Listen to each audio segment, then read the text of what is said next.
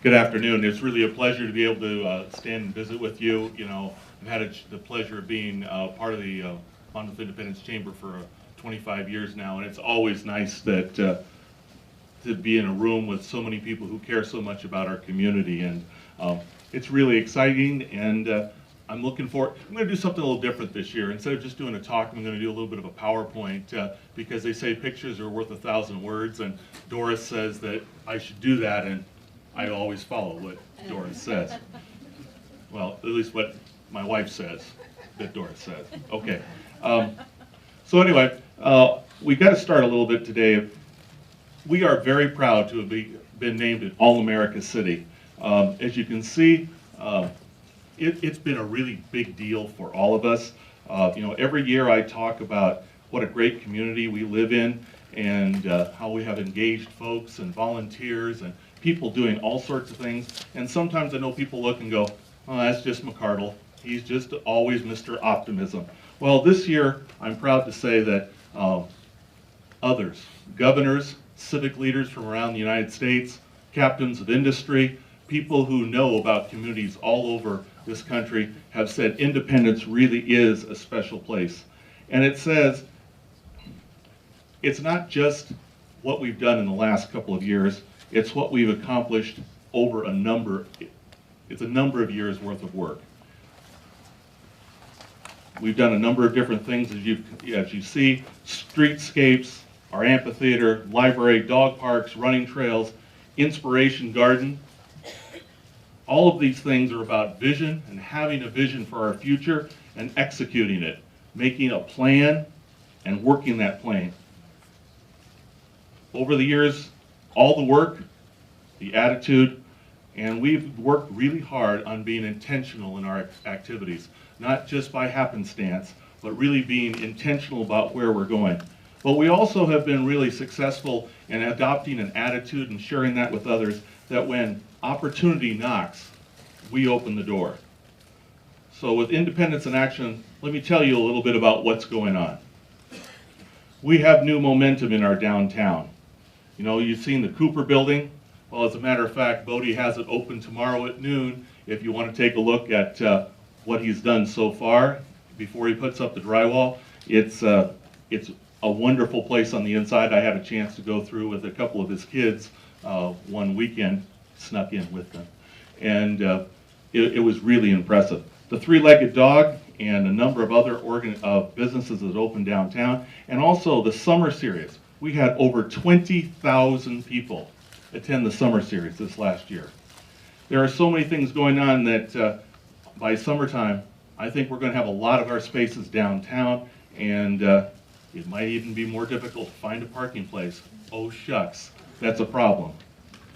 That's a good problem. Creating the right attitude is important because with a vision and the proper attitude, good things happen. Energy is contagious. I want to thank all the businesses for sharing and building on our vision, but it's not just the downtown that's moving forward. This year, Marquis Spa completed a major expansion. I want to thank Sam Collins and his team. They've completed a 20,000 square foot expansion into a building on Stryker Road, and they're going to add 15 employees. They're going to be building swim spas. Universal Seed has wrapped up their 30,000 square foot expansion in town. They grow, package, and ship vegetable seeds worldwide. Now this new facility will house their company offices and warehouses, and their production plant will remain on the north part of town. Now Robert Lloyd Sheet Metal, they just finished a 14,000 square foot spec industrial building on Stryker Road, and they've already got several tenants lining up. Now the city's been involved more in some of these developments than others, but it's all part of a larger philosophy, a larger energy that people see that good things are going on and they want to be part of it. That positive energy is infectious. When we all work together towards a common goal, we can accomplish great things. I want to take a moment here and thank our fellow governments over in Monmouth, in Dallas, and in Polk County. Working together, we were able to create an e-commerce zone. There are only 15 in Oregon, and we're one of the smaller places to have one, but by everybody working together, we were able to land an e-commerce zone. This is very important in that it's a state incentive for business, and it's paid off right away. FCR, formerly known as First Call Resolution announced that they were coming to Independence just before Christmas. For those of you who don't know, they're an inbound call center. They do tech support and customer services for many, many clients. They're moving into the church and the Halo space over at Central Plaza. Now they'll be starting with 20 to 50 employees and expect to be around 300 in a couple of years. Let me tell you a little bit more about their company. They're an Oregon company. This will be their 6th call center. I believe they have some 1,400 employees. And let me tell you, they really do look after their employees. They've made the Oregonians' list of top 10 workplaces each of the last 3 years. They expect to be open sometime in the late spring, and if they start with about 50 employees, that's conservatively $1 million payroll. And at 300 employees, you're talking $6 to $8 million that would be spent locally in stores, restaurants, every single year. Now, I know that all the employees won't be living here in Independence, but they'll all be part of our community. And I want to take a moment to introduce Catherine Carnahan, the Chief Operating Officer. Where are you? I think you're out there. Why don't you stand up and let's give her a warm Independence Monmouth welcome. I really want to say we're really glad to have you here, and we look forward to all the employees, and we look forward to all of you becoming part of our community. Thank you. One of the other things that FCR really likes small towns, but I've got to tell you, they're here because we can provide a redundant fiber connection. This business would not be here without MyNet. Remember that. Our other large businesses, LK, Forest River, you know they're hiring, and they've been hiring for a while. Businesses are the engines that drive our community. And thank you all that are represented here today, and others that aren't, for sharing our vision and making our community an even better place. Now, it's not just businesses that are growing. Residential growth is, again, moving forward. Do you know the River Place Apartments started construction this year? That's an $18 million project. 6 of the buildings are already complete, plus their clubhouse, out of a total of 18 buildings. He plans to be finished by August. Most of the available units are already leased, and many are already occupied, and that's with construction continuing going on around them. I think that's a really optimistic sign. Sunset Meadows, which is down off of 7th Street over on 8th. The original 24 lots are already built out. They'll be finishing another 40 this summer. An additional 100-lot subdivision has already been permitted, and our staff are getting calls practically every day on the other properties that are available in Independence. All of these activities have put us on the map statewide. Notice the Portland Business Journal article. Yeah, we're getting some ink. We're getting an awful lot of ink for a small community in Oregon. I want to repeat that MyNet is what landed FCR for us. In addition, they've opened doors for us at Intel, Mentor Graphics, and other places. You've read in the Oregonian and other places that Google is trying to take fiber service to selected parts of Portland. Not all of it, selected parts. We already have it. We're here right now, and we already have what people all over the United States want, is gigabit service. What will that enable things to do? It'll help us with the creation of smart agriculture, telemedicine, educational technology. We're partnering with these companies to develop technologies of the future right here in Independence. MyNet is what's making us different from other cities in America. There are only between 9 and 12 gigabit cities in the United States, and we're one of them. Now, Independence is a great community because we're well-rounded. Our library's made the move to a new software system that will better integrate electronic resources and services for the public. The museum's partnering with Rogue Ale and Grand Ron to create and install those wonderful interpretive panels on the amphitheater.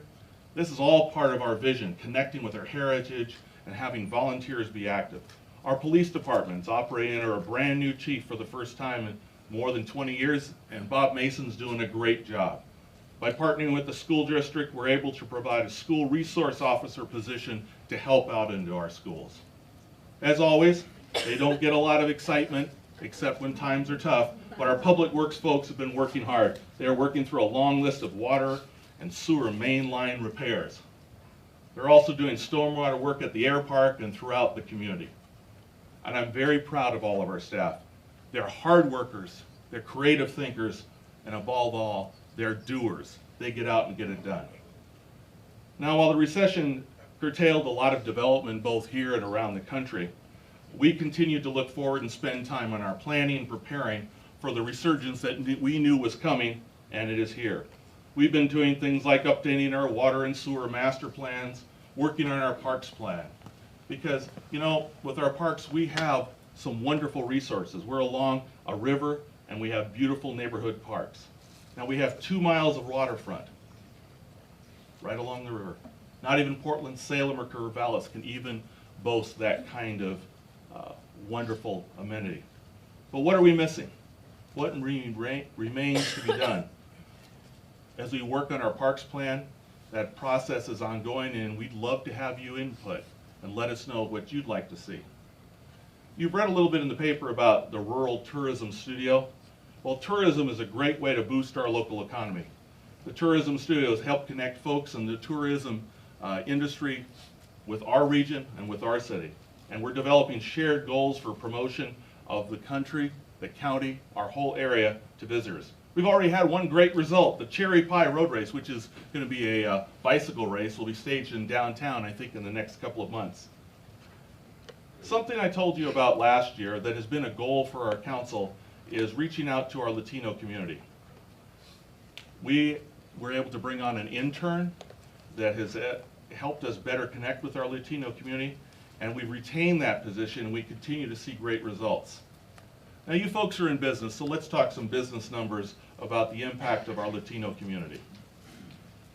This spring, we had a festival of information. We thought we might get 20, 25 people to attend that information sharing activity. We had 200. 200 people attended. Later on, the community fiesta. You know, it's been around for 30 years, but it started to grow and grow.